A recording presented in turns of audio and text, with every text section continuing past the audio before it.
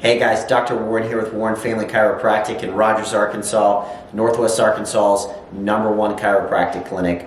And I'm going to share something with you that I think will be very valuable to you, okay? This is a question I literally get on almost a daily basis, and that is, what is the proper footwear?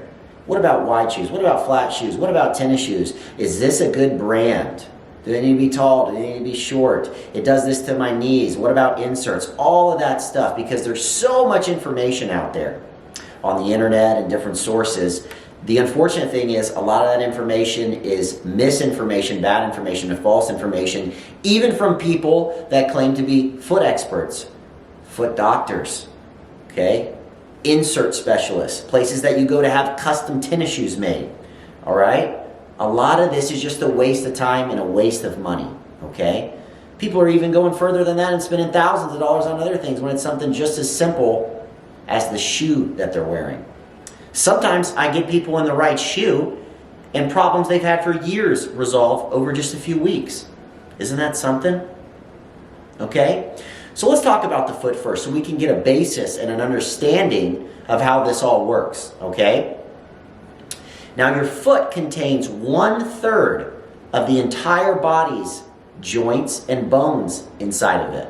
So what does that mean? What does that tell us? It tells us that the foot is meant to move, meant to be mobile. It's meant to be spread out, and it's meant to give information to our brain, proprioceptive information to our brain, so our brain can understand where we are in space. That's a big function of the joints, all right?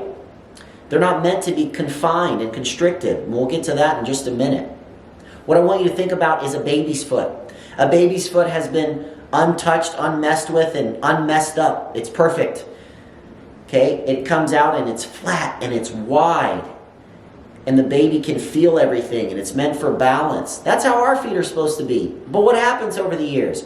Toes start folding in over on each other. Does your pinky toe kind of sit over onto the side? We get bunions, we get arch issues, our feet shape changes. Why is that? Well, the majority of the time it's due to the improper shoes. What you're wearing around all day, 9, 10, 11, 12 hours a day.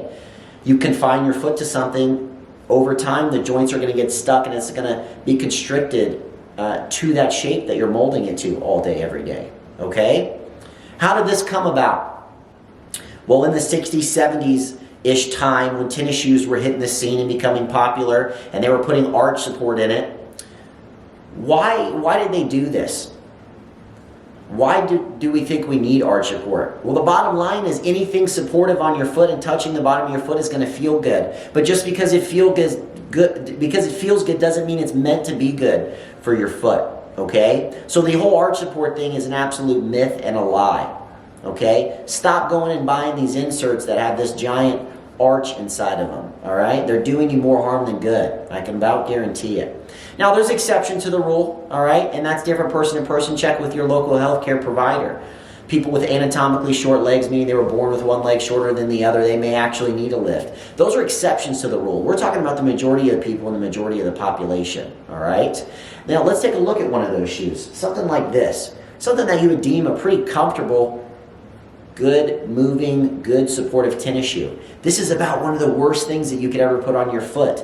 This massive heel, this low toe, all right? This constricted, narrow tip up here, okay? This is going to cause harm over time, especially if you're exercising and running in it and doing all sorts of things in it. It's going to cause all sorts of problems, all right?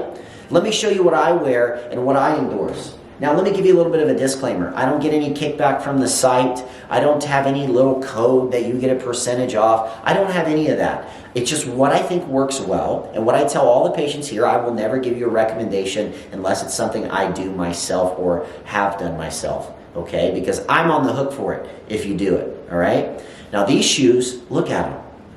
Very wide toe, very thin, very flat, okay? Look at the sole. It's flat. That's how it's supposed to be. Look how light, okay? You can feel things when you wear this. Think about when you kick your shoes off at the end of the day and you go, oh, and you walk around and just your bare feet or your socks, you're walking around the carpet, it's like, oh, finally, oh, my feet feel so good. Imagine if your feet felt like that all day, every day, okay? That's how I feel when I'm wearing these. The floor here is concrete with a little bitty carpet tiles on it. I walk around all day. I walk several miles a day with all the patients we see here. I have no feet, ankle, knee problems at all. My feet feel just as good at the end of the day as they do at the beginning of the day, okay? The brand of this one that we like is Xero, Xero, Xero shoes. The other brand that we like is Vivo, V-I-V-O, Vivo Barefoot. Those two are really, really great brands. And the first thing you maybe think is, what about tennis shoes? What about dress shoes? What about this? They have them all. They got everything from hiking boots to dress shoes. Both of those companies have many, many options, whatever you need, okay? So that's the first thing you need to do. Get out of shoes like this, get your foot flat, walk around outside on a bare surface with a bare foot, move around and let that foot be wide and do its job.